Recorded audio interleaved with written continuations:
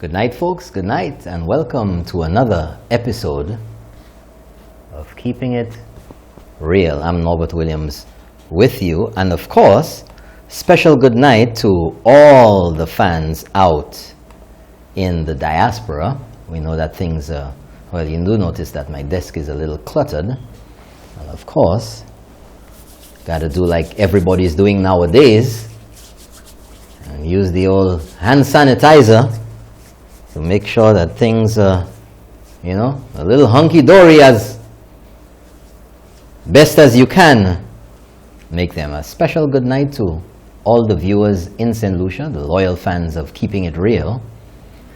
And tonight is a little bit of a different night because usually Keeping It Real airs on Tuesdays. And those of you who may not have known, or those of you who do know, realize that the show was not on last night. And it was intended to be a blockbuster show. But as a result of that, I have a little short Keeping It Real statement. Keep it real with you. Because right here, we abide by the rules that we set for everybody else. And somebody's asking me for a link there. Let me just go with my little explanation, if you will. I'm going to put it on the record. So last night, many of you received the shocker that Keeping It Real would not air as scheduled. I must apologize for having caused you such disappointment and plan to more than make up for it tonight. Yesterday, Prime Minister Alan Chastney, out of an abundance of caution, self-quarantined and called in his doctor because he was experiencing flu-like symptoms. This action was taken because of the current global pandemic of COVID-19, also known as the coronavirus. His intention was to do the right thing and to lead by example, following the guidance which had already been given to St. Lucians and in fact all people around the world in order to minimize the spread of the coronavirus. This was merely precautionary, as no test or no information had been available to him then about his status. It was out of an abundance of caution, as so many of us do. A sample was taken and flown to Carver Laboratories in Trinidad for testing. Because I, your host of Keeping It Real, work closely with the Prime Minister on a daily basis as his attaché, and also out of an abundance of caution, I thought it prudent and sensible to cancel last night's episode of Keeping It Real and await the test results from Trinidad pertaining to Prime Minister Alan Chastney. I did not want to be accused of putting anyone at risk, and again, it was the responsible thing to do. Sometime about 11 p.m. last night, the results returned that Prime Minister Alan Chastney was negative for COVID-19. Although I had exhibited no flu-like symptoms or signs, and that transmission of COVID-19 could only occur when displaying those symptoms, I preferred to err on the side of caution, just in case the results were positive. We all know the noise that would have been created by the satellites and hackalacks, however unfounded they would have been. Prime Minister Alan Chastney is doing well at home and getting much needed rest.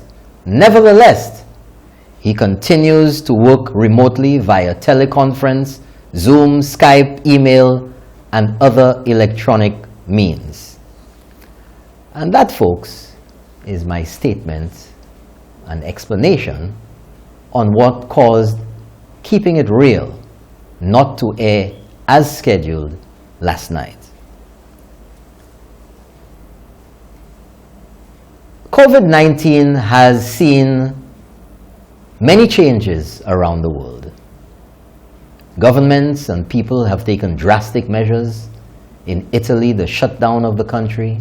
In the UK, the possible shutdown entirely of London tomorrow or the day after. Measures taken in St. Lucia, in the region. It is a different time. And throughout today, and a number of other times throughout the news and news reports, it has been said that the times that we're going through right now can only be compared to what happened after World War II. Stock market collapse practically, transportation shutdowns, airlines failing, cruise lines shutting down, cruise lines stuck out at sea with no port to go to. Nobody would allow them in with coronavirus on board. And it has saturated the news, this coronavirus, for months. And we have to realize, folks, that COVID-19, as has been said ad nauseum, is a new variant of the coronavirus. It's new. Not too much is known about it. And whatever knowledge, whatever scientific information becomes available about COVID-19 is acquired on a day-by-day basis. And as a result, the measures that need to be taken evolve on a day-by-day basis. What may have been thought to be good practice last week or last month has now been superseded by some other action, by some other protocol, by some other procedure. And of course, the actions that you must take as an individual, as a government, as an organization, as a teacher, what have you, is all based on your level of risk. For all intents and purposes, this virus, the coronavirus, COVID-19 now, emerged somewhere around the end of December last year in Wuhan, China, Hubei. Because we had at that time, no cases in the region, no serious concerns about the coronavirus in the region. The actions or lack of actions taken by governments in the region and individuals were based entirely and practically on the situation at the time. And if we are to look at it, folks, this virus has only been out there for 2.5 to 3 months. So when we examine a lot of the criticism by certain satellites and hackalacks out there about what little old St. Lucia did and the government of St. Lucia did and did not do, we realize practically again that a lot of the criticism was unreasonable and unfounded. Because the great old big China and the United States of America, Italy, France, Germany, whose budgets are in the trillions of dollars, are reeling because of the results, because of what's happening with the coronavirus in their countries. And as I have shown before on this show, the government of St. Lucia, the Minister of Health, the Chief Medical Officer, have been well ahead of many of the other islands in the region in informing the people of St. Lucia. Last week's show of Keeping It Real was replete with the evidence to support that. And St. Lucia has been at the forefront with our Chief Medical Officer, the Minister of Health, and Prime Minister Alan Chasney around the region and at international locations, working day and night, and not forgetting our Chief Environmental Health Officer, Mr. Parker Ragnanan. Let's not forget him too. In Barbados, in St. Lucia, St. Vincent, in Miami, teleconferencing day and night, being in touch with doctors, all in an effort to set St. Lucia on the right path as possible in preparation for the eventuality which has now befallen us. We have Muni Isi.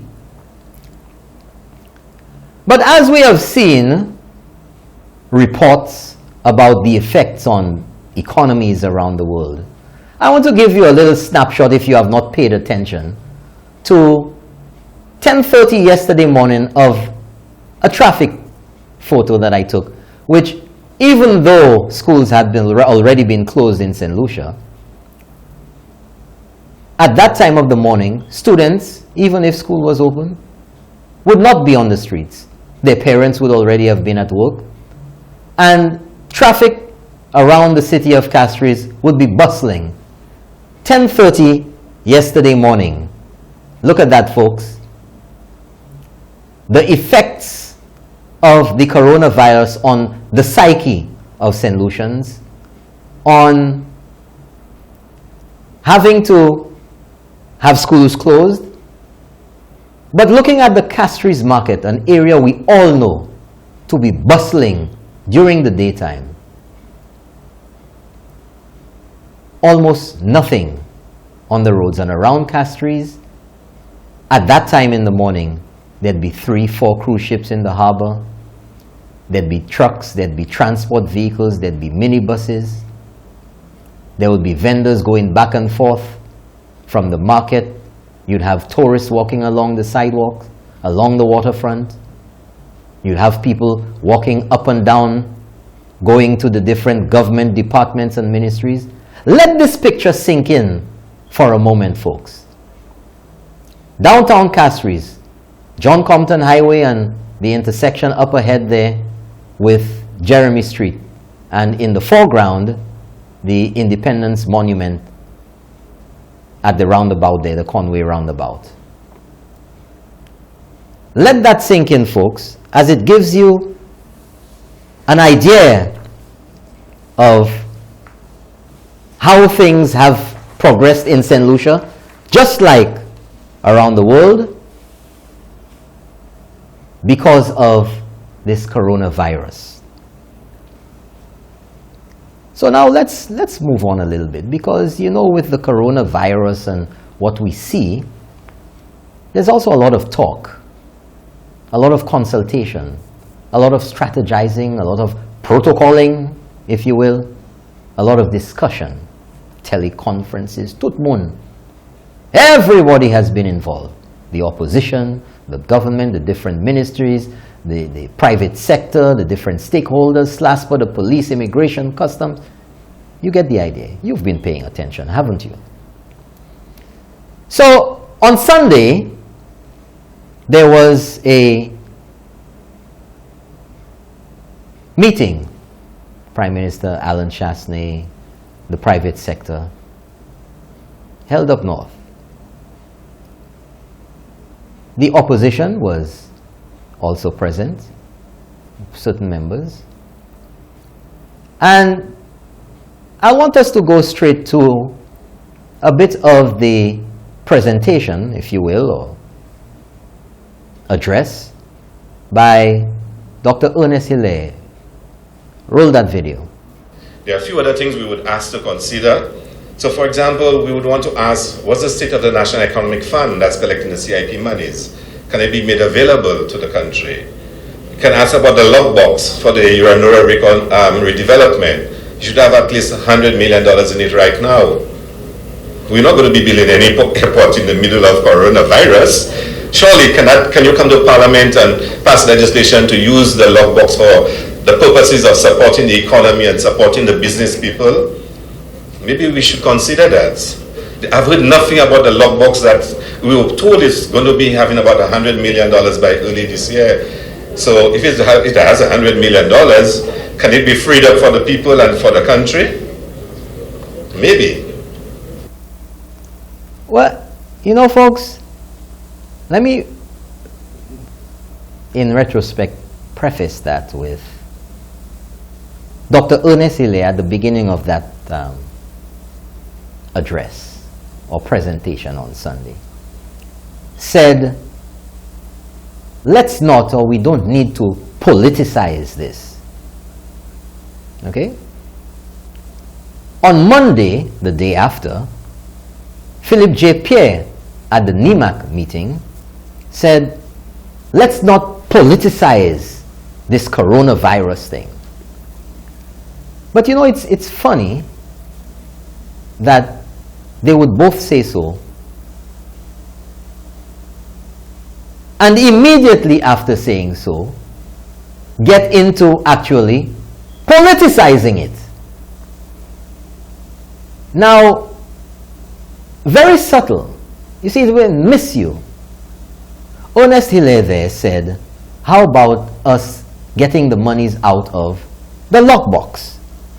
Now, I want to give you a little scenario here, folks, before I explain the lockbox thing. If you go to the bank and you want a loan, you're applying for a loan, the bank's going to want security. Give us that piece of land you have, an acre, whatever it is, 2 acres, 5 acres. Or you make a deposit, or depending on how you get a loan with whatever other entity, you bring in your jewelry. Jewelry is worth 10,000, we'll hold on to that. You want 10,000 until you pay it off.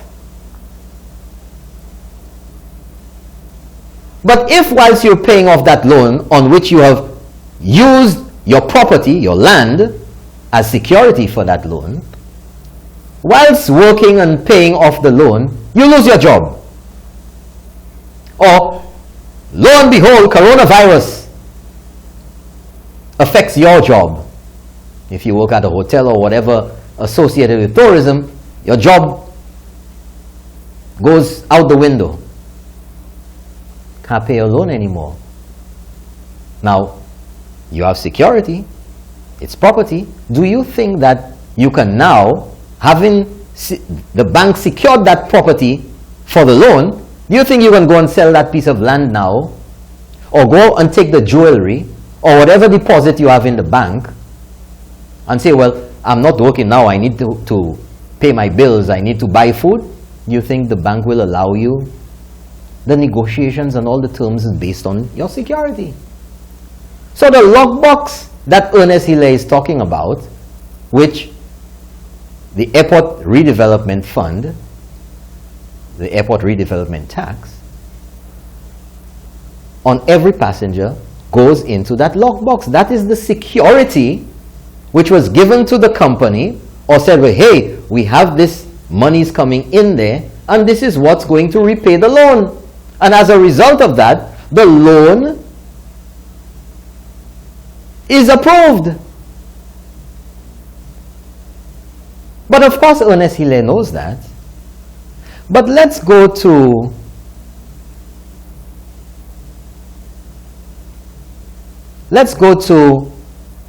the third one, 1137, with Philip J. Pierre. You have that lined up for me? Let's go to Philip J. Pierre at the NEMAC meeting on Monday. Let's go to that. I suggest that the government looks into using the pool of money that we have available to us, and that is the airport departure tax.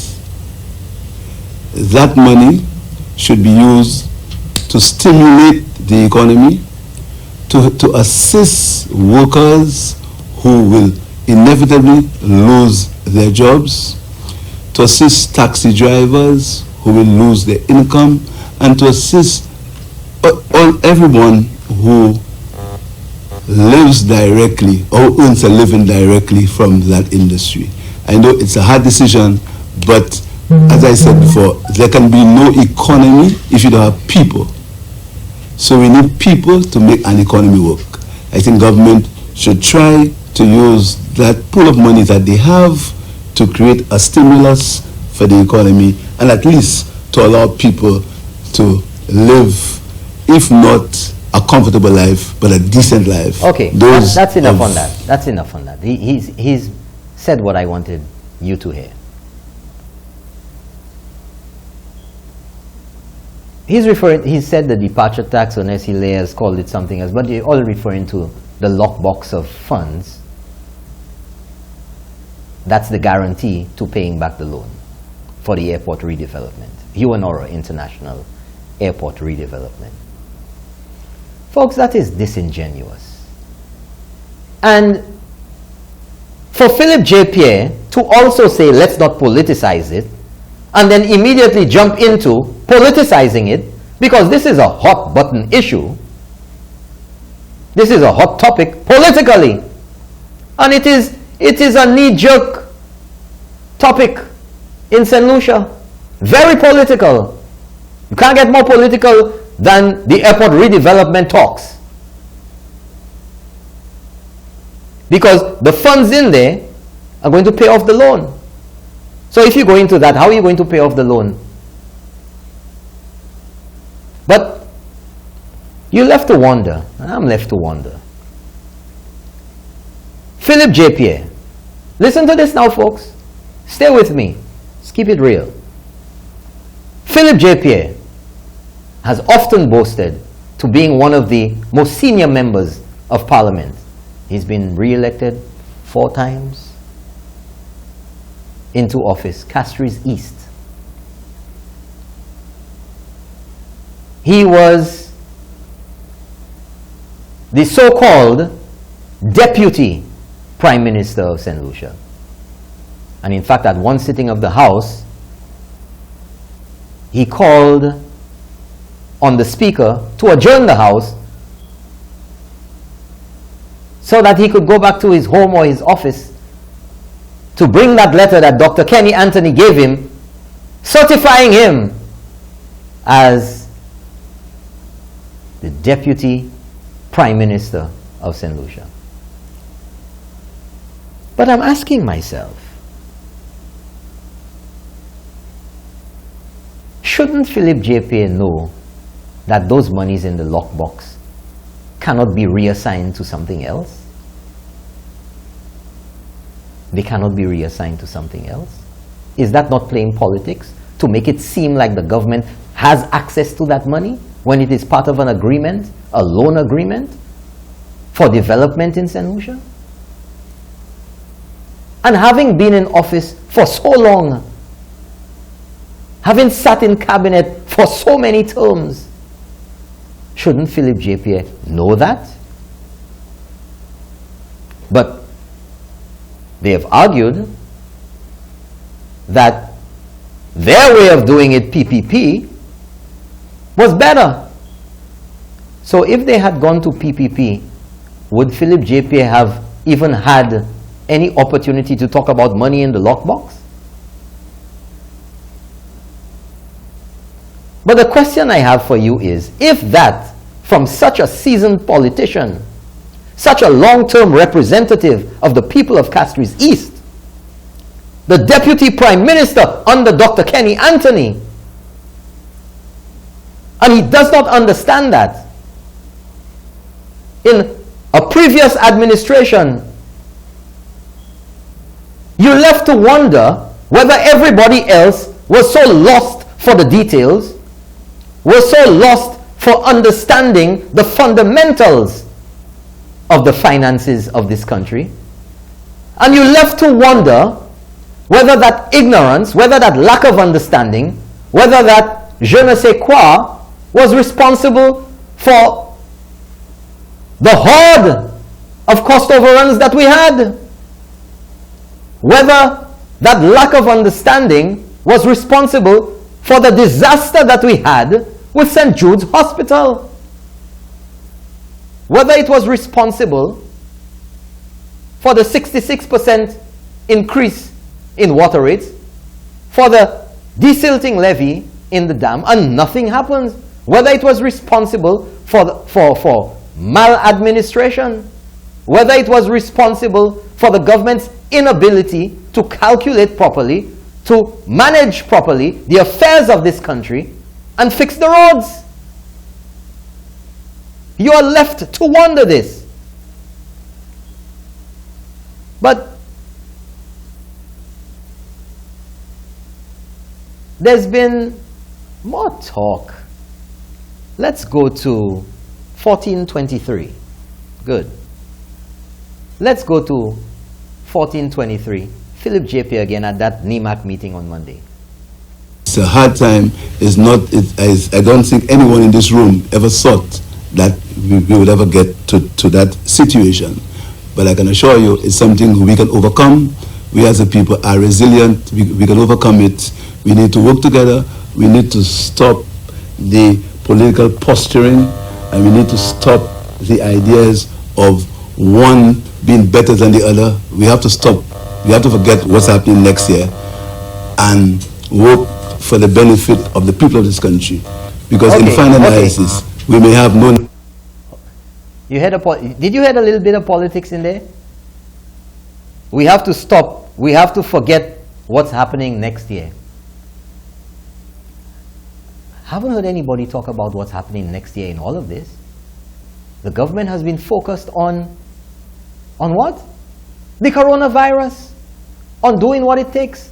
On getting the equipment for the testing to be done in St. Lucia. On approving monies which were not in the budget for the Ministry of Health to acquire capacities and do things and order material to deal with this.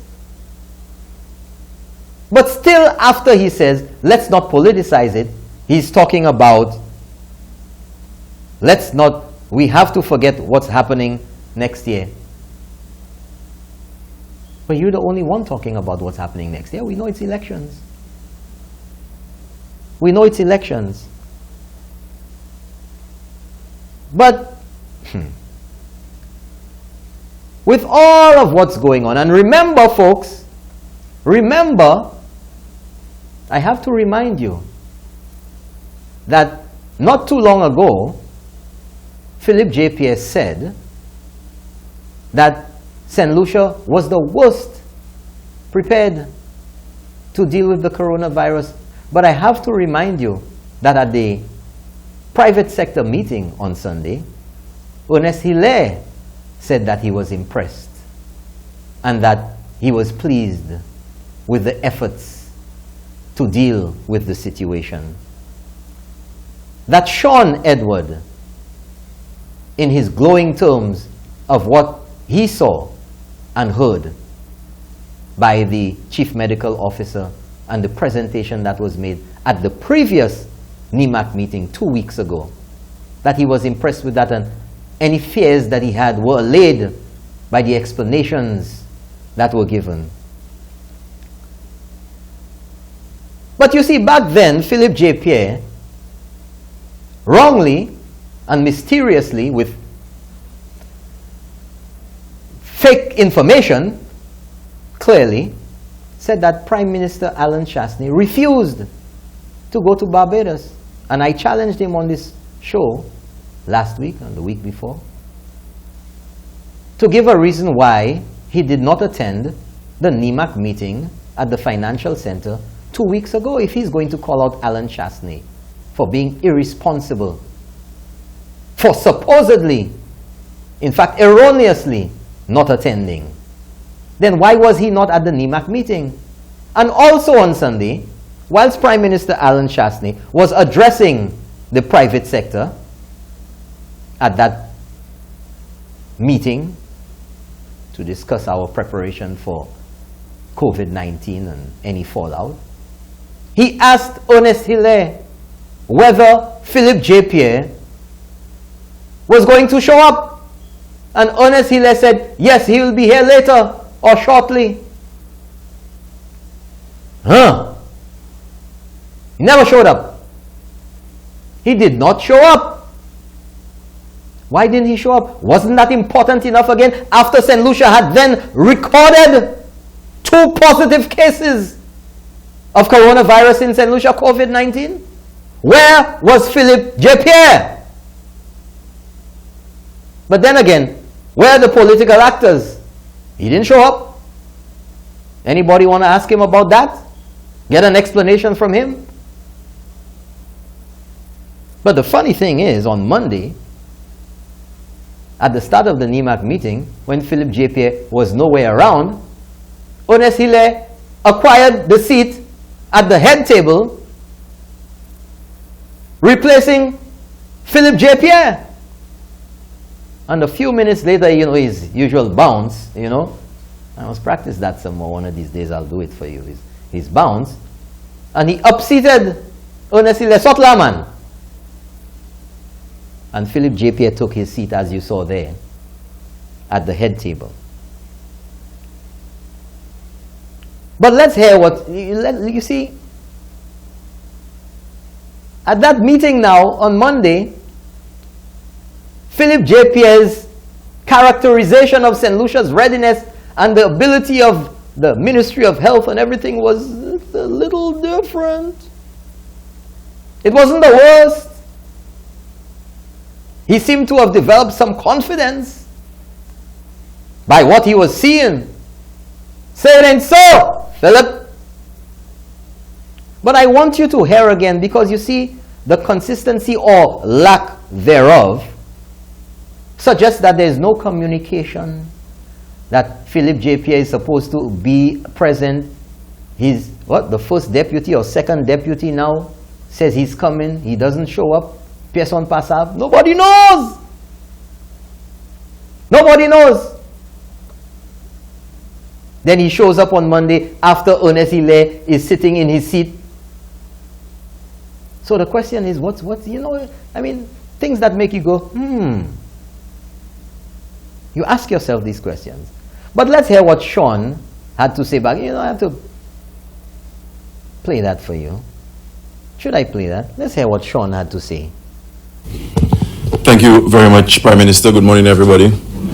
Mine is not any technical pronouncement, but if anything, I just want to, on behalf of the parliamentary opposition, register our collective gratitude to the health team. Right now, St. Lucia is the worst prepared island for this virus in the region. When I listened to the presentations made by Dr. Belma and her team, it's hard to imagine that there's anywhere else in the region where they can top this. This is world class, and sometimes when we are not able to achieve things, it's not as a result of we not having the capacity, but because of resource constraints. I had my own personal fears, I must admit, prior to coming here this morning.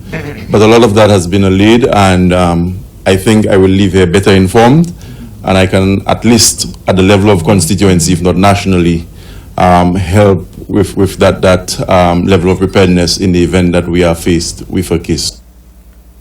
So,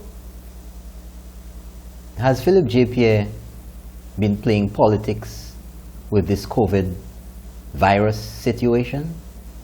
He says, let's not politicize this. But has he been politicizing it all along? Somebody says Ernest was just getting practice how to replace PJP as leader of the opposition. Well, I don't know about that. I don't know about that. But anyway, folks, we'll take a break and we'll be, you see, we'll take a break. Right back.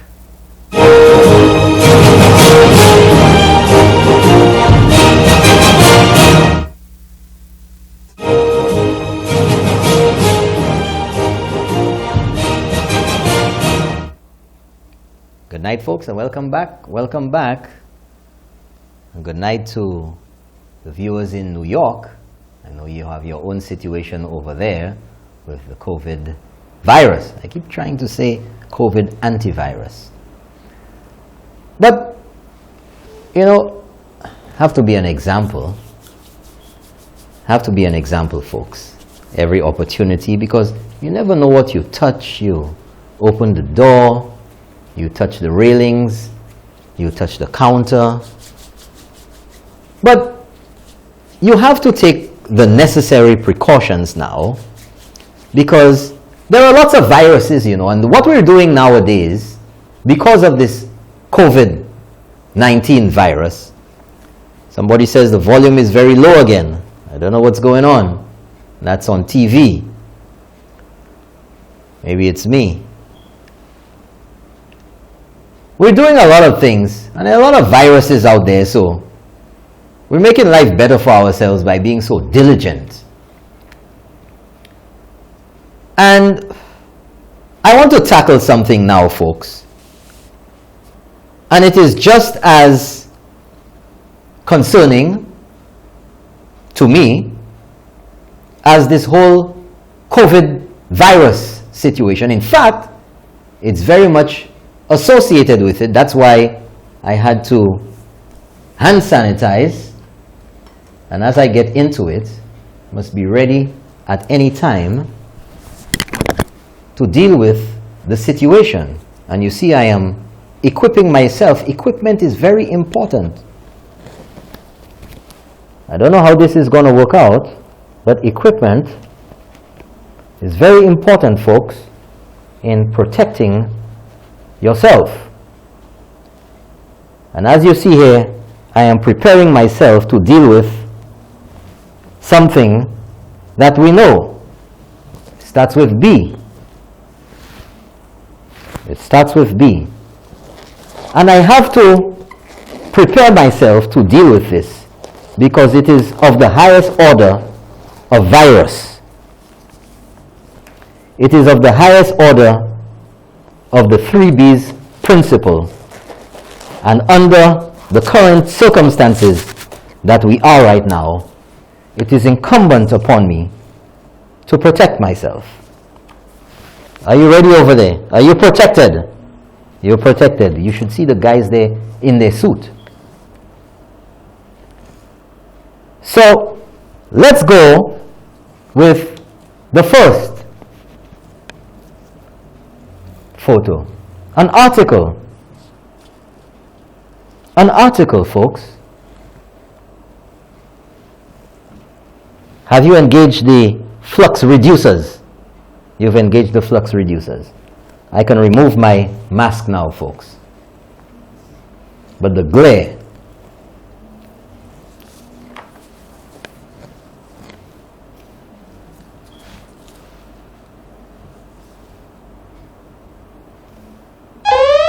Warning! Warning! Bullshitter alert! Bullshitter alert! Warning! And this article, folks, if you scroll up a little bit or you go to the next page, next screenshot. And it's going to be painful, but as we go along, you'll get the drift if you have not seen this. The truth is, St. Lucia is ill prepared to adequately handle this COVID-19 epidemic, from real-time public information sharing and implementation to physical, human, and financial resource perspective. This is a moment of extreme national stress, distrust, anxiety, fear, and uncertainty. We are dealing with life and death situations, and so well thought out decisions must be made promptly with credible evidence-based data and great analytical thought. However, disturbingly, we are faced with a potential disaster because of a disregard for urgency. But you will note, folks, you will note that he has not stated what that disregard for urgency is. With a new virus,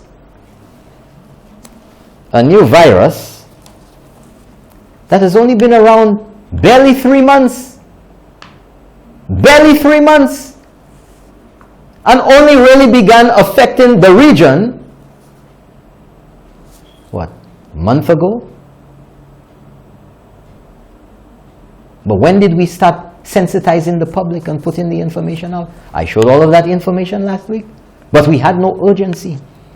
We have been faced with a healthcare crisis for some time, and we could have been placed in a much better place today had our government leaders not vacillated over the last 3 to almost 4 years. But you know he's referring to St. Jude. You know he's referring to St. Jude. So St. Jude only started after the last election, the last 3.5 to 4 years. Away, Kuma. Away. But he's talking about being prepared and preparation and all that baloney, all of that malarkey. Hello, Joe Biden. All of that malarkey. Oh, St. Lucia is not prepared. Nobody in the world is prepared.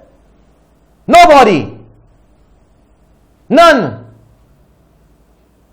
That's why China in that row right now. That's why the US Trump are row right now. It's a new virus. That's why the UK are bad low like that right now. That's why France is closed down. That's why Spain in that row. That's why Italy is closed down. Greece, Russia, New Zealand, Australia, 2 per 2. Hole by hole. But all of a sudden, little old St. Lucia, with its little budget, but somehow rival the big countries, the first world nations, which have billions of dollars, trillions of dollars that they can throw into fighting this global pandemic. But St. Lucia not ready. Take licks.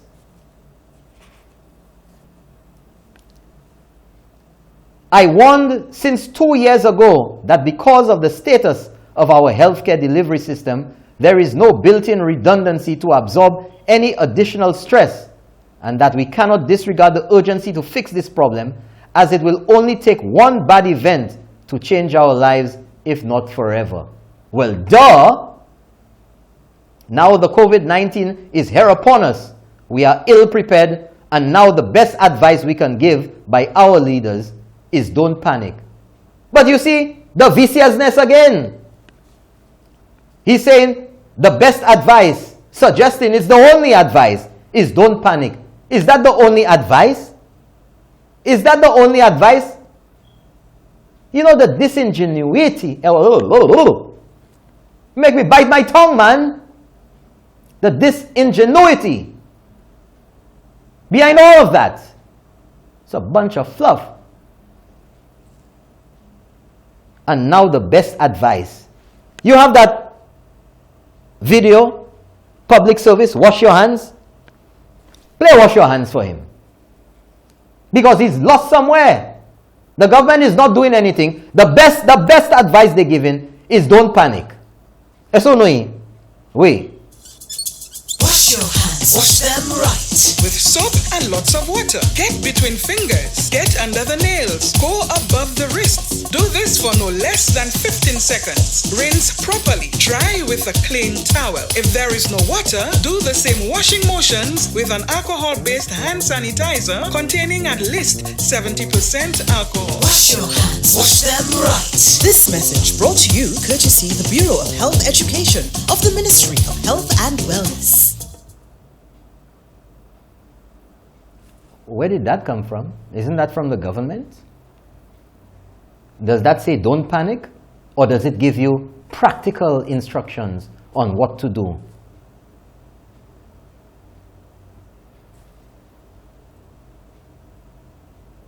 Hand sanitizer. You never heard about that? 60% and up percentage of alcohol. You never heard about that? Wash your hands for 15 seconds. You never heard about social distancing? The new lexicon in St. Lucia now, around the world, social distancing. You didn't hear about sneezing into your elbow? You didn't hear about surfaces and droplets and sneezing and coughing? You didn't hear about that? I mean, seriously. But he goes on. Much is still to be learned about COVID-19. Well, no, S. Sherlock. Much is to be learned. A lot is to be learned. This virus has only been around 3 months. 3 mois.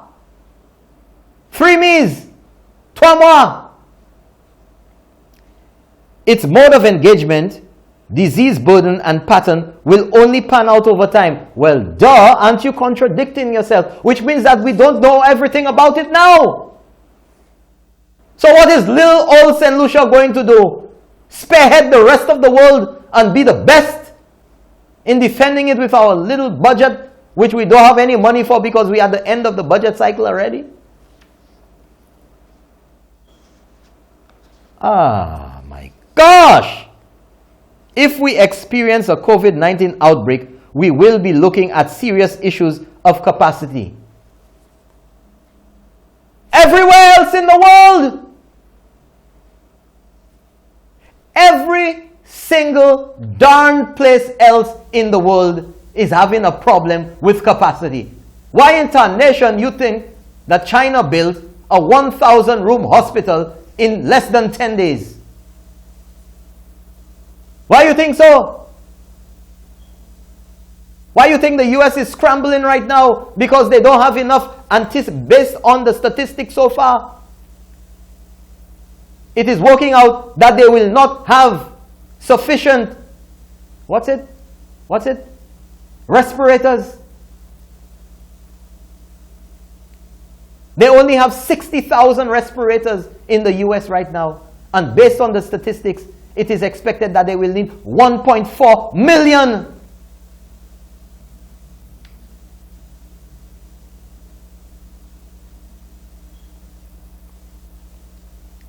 The decision to rationalize testing to point centers as opposed to a more pragmatic community-based mass testing and the when to begin social distancing to shutting down the country are all real considerations. But they have said so already. They are real considerations.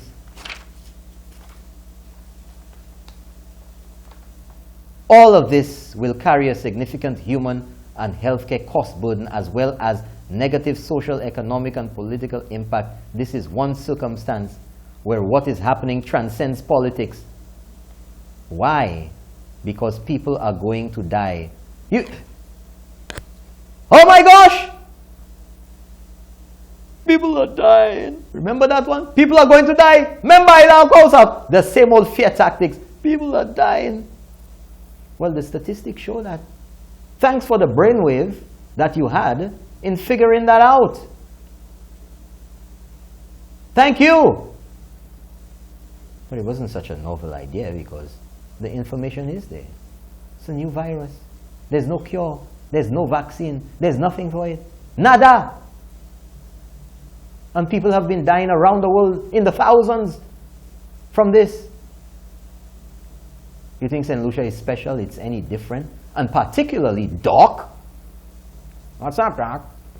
Particularly because of St. Lucia's higher profile by having all of these high numbers of pre-existing conditions, diabetes, hypertension, kidney problems. So now our profile has increased because of that. It's not the government's fault. It's lifestyle in St. Lucia. So that further compounds our ability to deal with this. I mean, my gosh, the US is balling, the UK is balling, France is balling, tout moun kahele! But St. Lucia has to be held to some magical, mysteriously different standard. In St. Lucia, hey, Let me tell you something, Doc. This is keeping it real. Don't you plagiarize. Keeping it real. In St. Lucia, we need to be real here. No! Say it properly. Don't bastardize our slogan. Keep it real. We need to be real. We need to keep it real.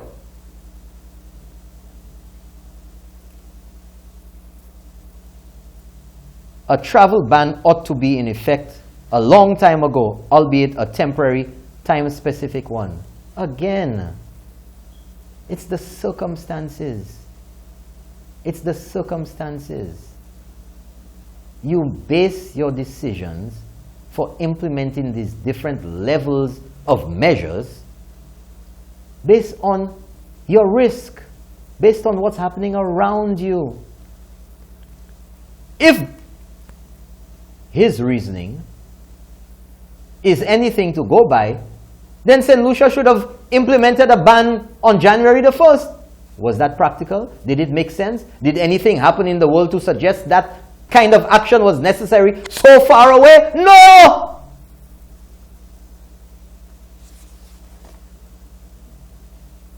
But you know what, folks? I'm not even going to bore you with this. I'm not going to bore you at all. There's a virus right there. Ridiculous. No sense. A waste of space on a site that is known for, I don't even know what to refer to the stories as, but all of the same type. When they want to run there to bomb St. Lucia, that's where they go. But I'll tell you what you do with this type of virus. Flush it. Flush it. It's a waste of space.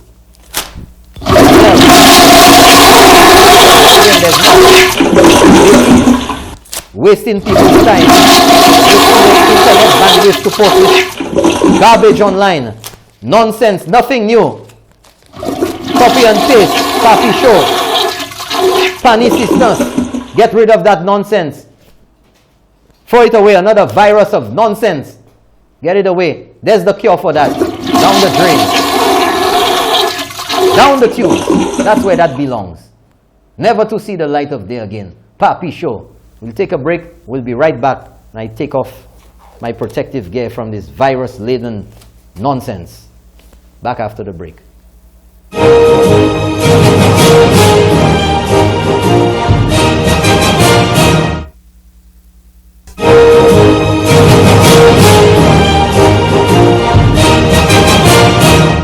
Folks, I was trying to, welcome back anyway, I was trying to endure the stench inside of here, and I was trying to get to the commercial break so I could, get away from that odor, the malodorous rantings, without substance, sans substance, without substance.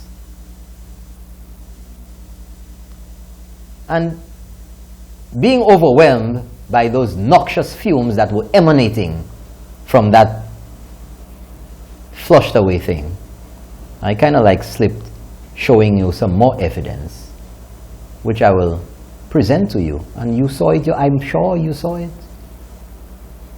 And according to that article by that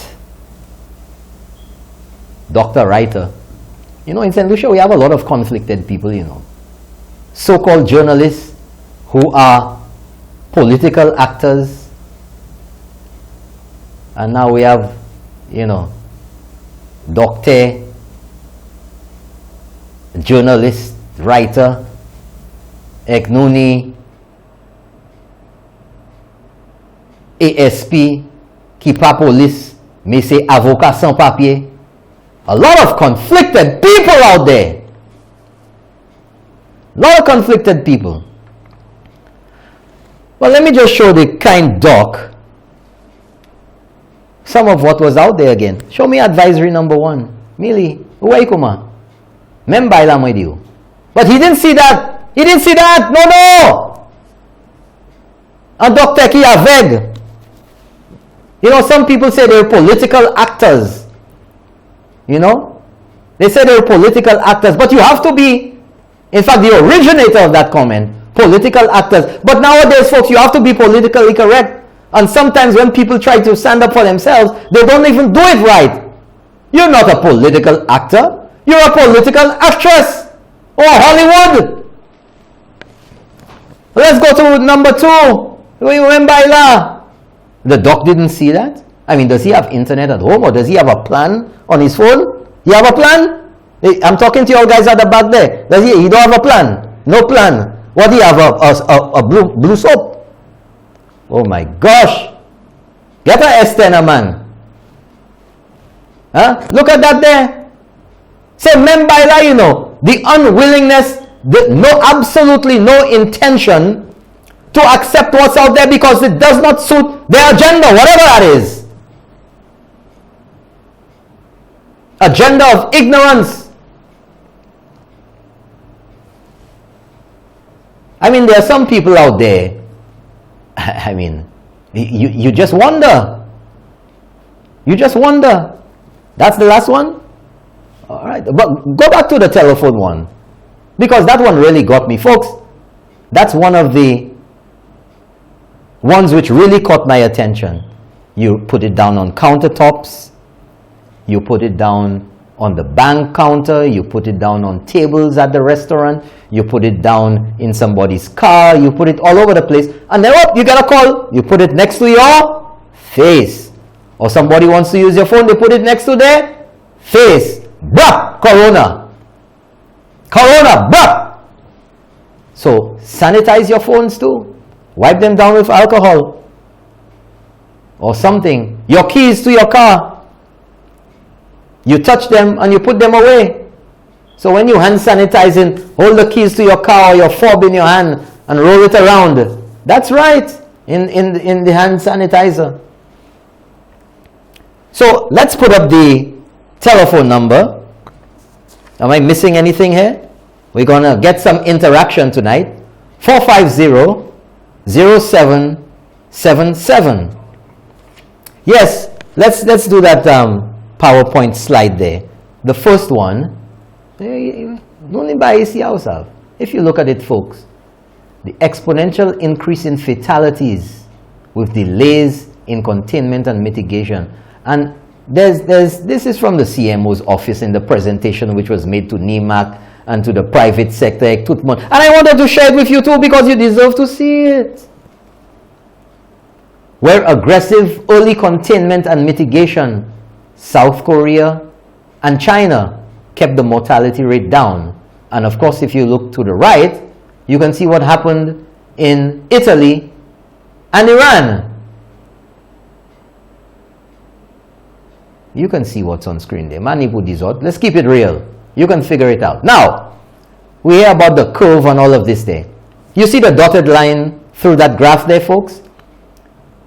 That represents, for any country, St. Lucia, the US, Mexico, any country at all, that represents the healthcare system capacity, whether it is beds, whether it's the ability to deal with patients, all of that. Now you notice that there's a curve in red, and there's also a curve in gray. The curve in red represents the onset of COVID virus, COVID-19, coronavirus. And if you have intense transmission of the disease, where people are not practicing hand sanitizing or washing their hands or social distancing, you're going to have a great number of infected persons which will exceed the capacity of your healthcare system. And that will cause more people to die. But if you can stem the tide, if you will, of infection, hand washing, social distancing, limiting your public gatherings, and all of that, then you will spread out and reduce the number of infections, and then therefore remain somewhat within your capacity, healthcare-wise, to deal with those illnesses. So as the healthcare professionals have been saying and continuing to say, wash your hands, hand sanitize. Put up that number for me, please. So, some people want to, or say, let's not politicize this, when from the get-go, you know darn well they're politicizing it. It's just like somebody saying, honest, honest. Or some people saying, rumor has it, or what if? You know what's coming up there is a bunch of malarkey. You know that. We have a call there? Yeah, you see you shake, you get nervous, man. You get nervous. But the actions of our Prime Minister, folks, clearly indicated. We have a call. Good night. You're on the air. Let's keep it real. Yes. Good evening, Norbert. Good evening, sir. How are you? Yeah. Thank you for calling. I'm doing great. Yes. I want to make a couple of contributions. Go right ahead. Great. Number one. Yes. I was a bit disappointed with the NEMAC meeting. As you could see, what happened there with the Prime Minister, the way all these important people were all together, very, very close.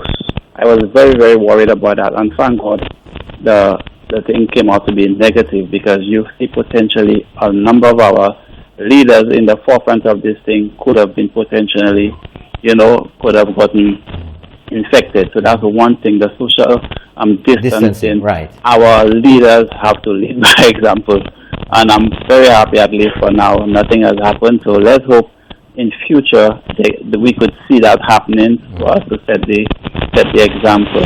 Well, that's a very good observation, caller. In fact, that was mentioned at the meeting by Philip J. Pierre, and it was also mentioned at the private sector meeting. But you see, even with that, with bad habits, or with it's not a bad habit, but it's habit. That's what you're accustomed to. Yes.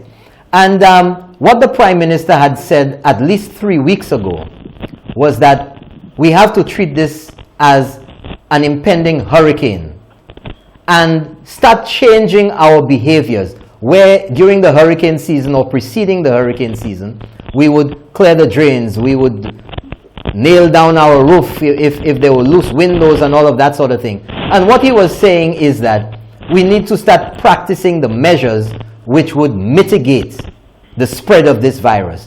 And very good observation on your part, and everybody who noticed it, that it's just something that you may not even be thinking of because it's habit.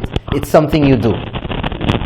What's your other observation? Right. So the other observation, I was really hoping that this COVID thing could have finally gotten the two parties a bit on a one platform for once, but it's not happening. I am not seeing, it's not evident. The two contributions from the parties are incoherent to each other. I'm hearing Philip Pierre giving something completely different from what the Prime Minister is saying. So I am a bit disappointed. I would like to see the two parties put the difference aside and really have a front, like the address to the nation. Take, for example, the address to the nation.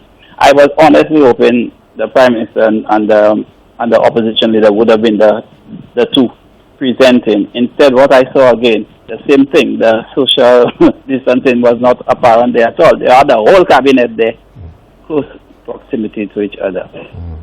So, but you know, caller, out of all of this, I think just like the rest of the world, it's a learning process and it's an awareness process, and we're getting there. We're modifying what we're doing by. I hope to see it get to there. And my final point, I think serious consideration at this point must be given to some kind of lockdown, whether it's for a week or two. I would suggest 2, because we cannot afford for this thing to be transmitted in-house. That is where our biggest problem will lie. So I think I know they have taken a number of steps. I'm very encouraged so far that the church has been closed down, which is very good. The mass crowd events and all that, that's very good. But I think really St. Lucians live to their own will never stay at their home. So I think we need some kind of controlled curfew if we have to prevent this thing from taking off in any serious way on the ground, which would be a serious problem for us. So I think that's what we really need to avoid at this point. So I think the government have to give some serious consideration for at the soonest, not later when it has taken place, but before it takes place. Let's try and see if we can, all those who have it already, identify them, seclude them, whatever, and then make sure the people on the ground are safe. So that's what I really want to see happen right now. Okay, thank you so much for making your contribution on keeping it real. Thank you so much for keeping it real. That's the kind of discussion we want here on keeping it real. None of that roro stuff people call rah, rah, rah, rah, rah, ready to, eat off my ear over there. You know who I'm talking about. The people who like to make a lot of désordre. That's right. We have another call there? Yes? Good night, you're on the air. Let's keep it real. Hello?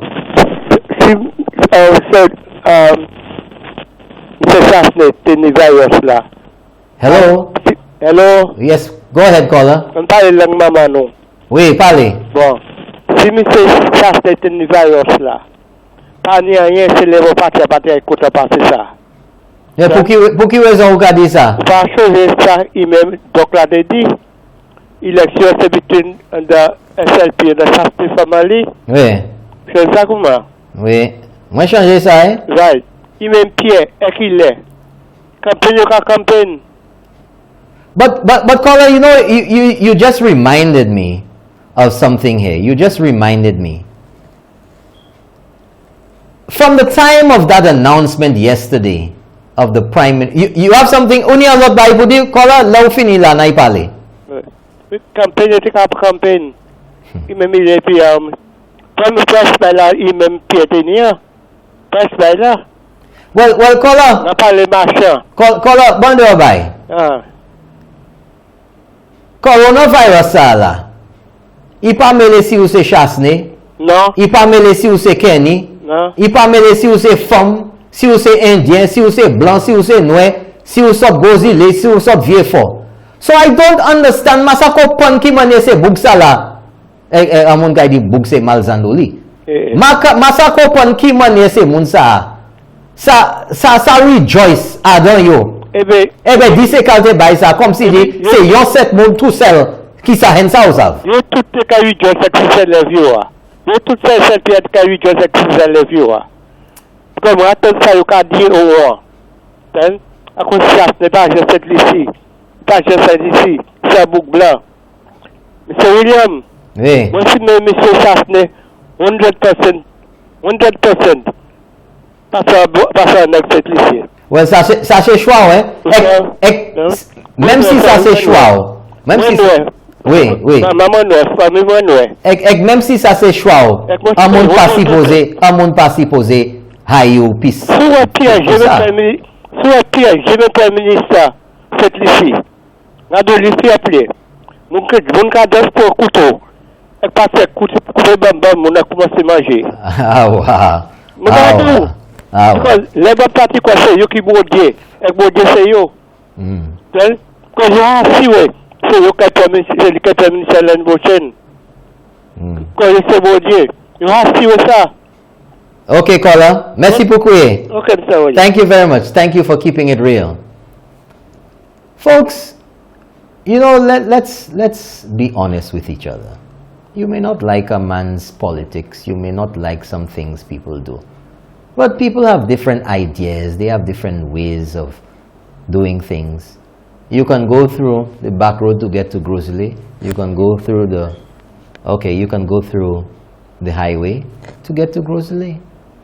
But there are some people out on social media, it is shocking to see some of them unashamedly calling for the demise of the Prime Minister and the things that they would say. We have a call, good night. Let's keep it real. Good night. Hello. Hello, you're on the air. Let's keep it real. How are you doing, sir? I'm doing fine, thank you. Who am I speaking with? Guy Joseph. All right, sounds like you, sir. Good night. Thank you for calling.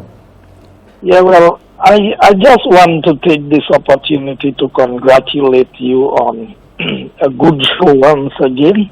Thank you. And to appeal to our people to take all of the necessary precautions.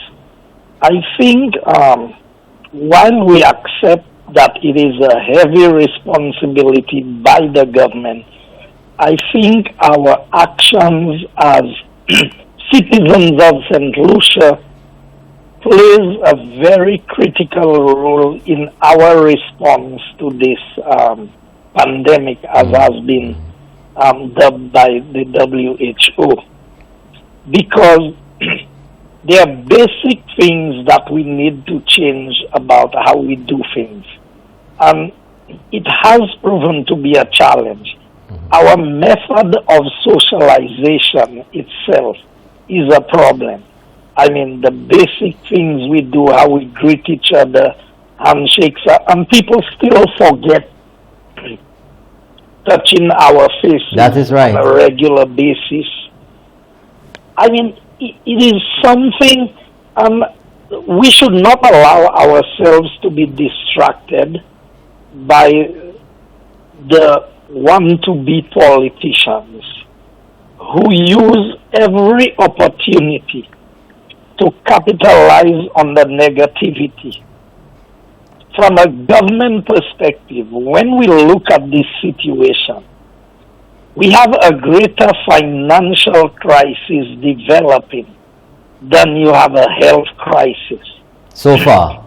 And it is proven that even in the U.S., they are saying that unemployment numbers can go up to 20%. Now, do you know the impact of that and the number of people who can die from the other pressures caused by the virus as opposed to people who just died by the virus itself?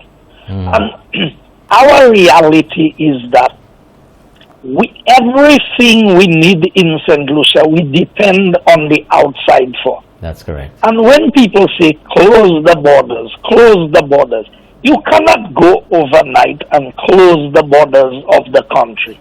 Where do we get our medication from? Where do we get our supplies from? Can we feed ourselves? And people can tell you, oh, for the longest while, we have been saying we need to grow more of what we eat. Who is buying what we are growing? When the farmers produce what they produce, how many of us as St. Lucians go and buy these things from them?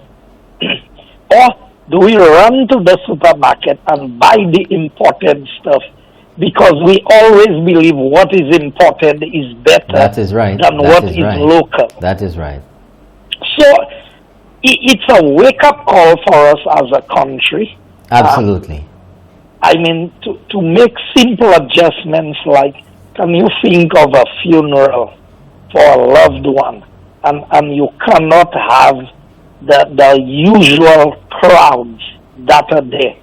I mean, this thing is taking a toll on how we have done things in the past. Every aspect of our lives. It is a time when people can choose to use it for politics. I mean, you look at the negative comments. When you look at people who would rejoice if it would have happened to somebody like the Prime Minister, it tells you that we have a serious psychological problem with some people, because for you to wish that on your worst enemy is inhumane. So far less to see people, and I mean, I followed what you were saying by the doctor, and then when you look at the actions, they are taking the precautionary measures to keep themselves safe, and we believe that they ought to do so because they are the ones that the country is supposed to depend on. But it looks like they are more concerned about, some of them, I must say, appear to be more concerned about their well-being than putting the person who discovered the virus has passed. Yes. There are many people in the front line who are being affected in other places. Then the other issue of our healthcare facilities. Do you know, as of this afternoon, that President Trump was saying that they need to get the Army And National Guard. Yeah. the Army volunteers to come in and build new medical facilities to be able to respond? Yeah. I mean, you look at what has happened in Italy. Italy is saying that it's not because the healthcare system is not world class that so many people are dying. So it is overwhelming to every country at this point in time. And we have a double whammy here with St. Lucia. Apart from our inability to deal with it from a health perspective, and whether St. Jude was finished and whether OKEU was open, and we had 2 other hospitals anywhere on the island to make it 4 hospitals, that would not change the fact that if you begin to have in-country transmission, that you would have difficulty. We have to compliment our frontline people. I think the Ministry of Health has done a commendable job in the circumstances. Yes, absolutely. We send our people to Matnik all the time for medical treatment. What is the spread in Matnik today as compared to St. Lucia? So when you look at what has happened, I am not saying that we have done everything, because we have to strike the balance between, if you allow everything to shut down in the country and there's no revenue coming in from anywhere, so how do you respond? How do you feed the people? Where do you strike the balance between how you respond and what happens to the economy and the social life in the country? So what is there that you can tell us that is evolving with this whole COVID-19 situation in St. Lucia? I think that we have a major economic challenges ahead of us. As you indicated, we have the end of the budget cycle.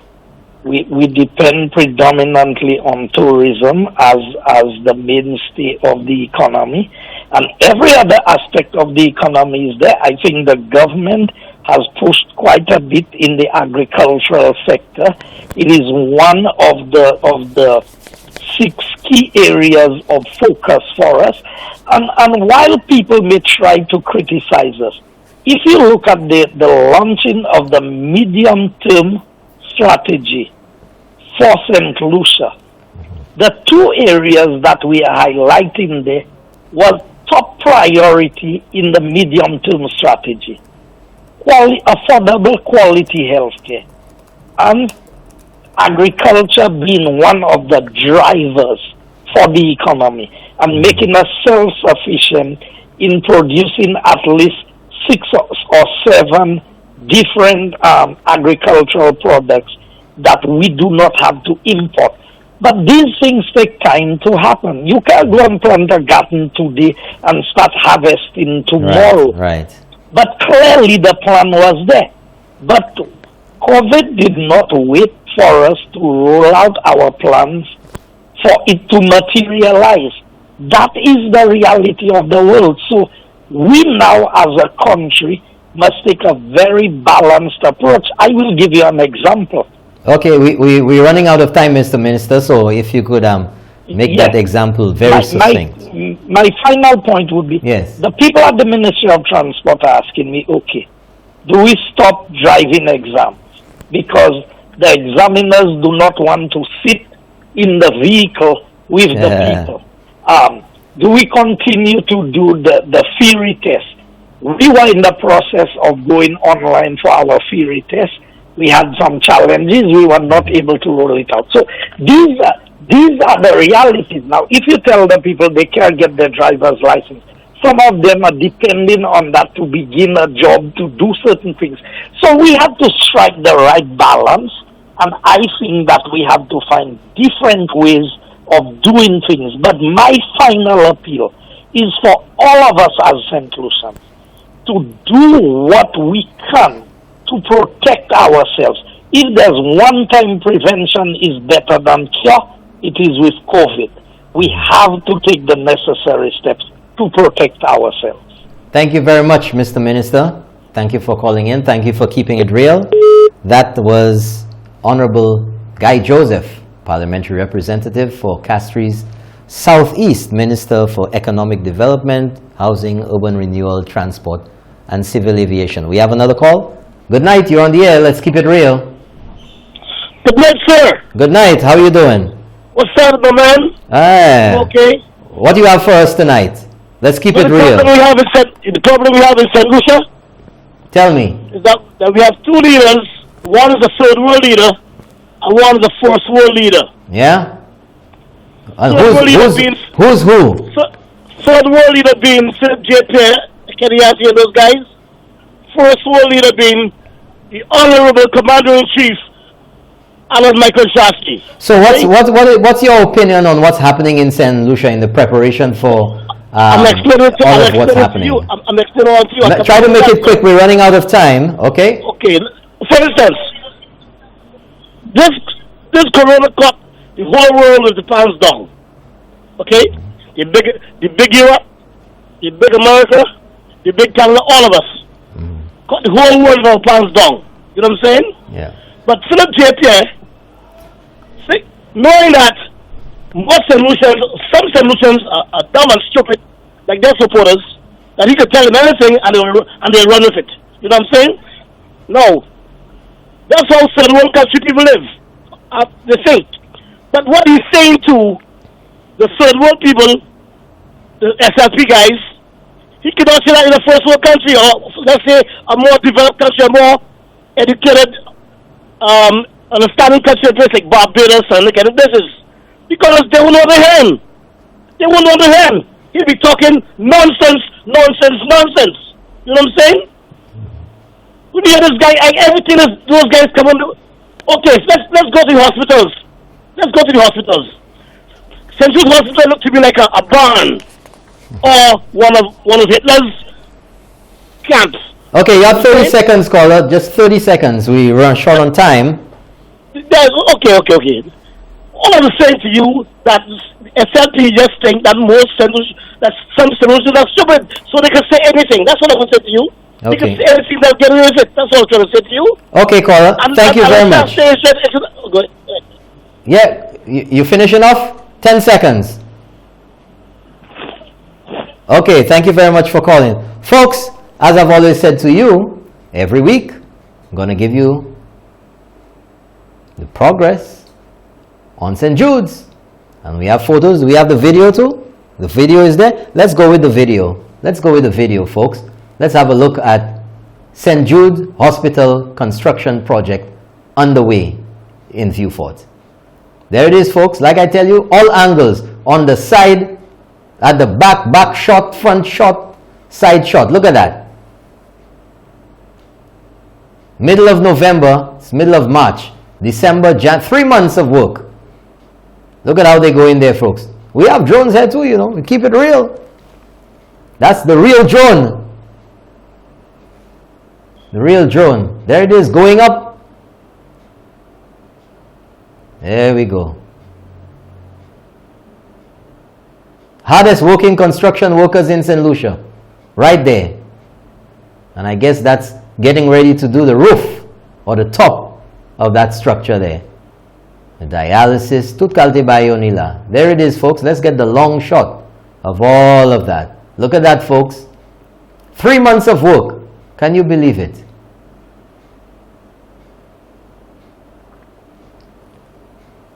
St. Jude Hospital project, as promised, every week I will give you an update so you can see week by week the work that is being done, the progress on the site. And you do notice, folks, that when I know some of you are very astute when I'm touching my face, I get a little portion of the old hand sanitizer there first, and then a little thing there, you know.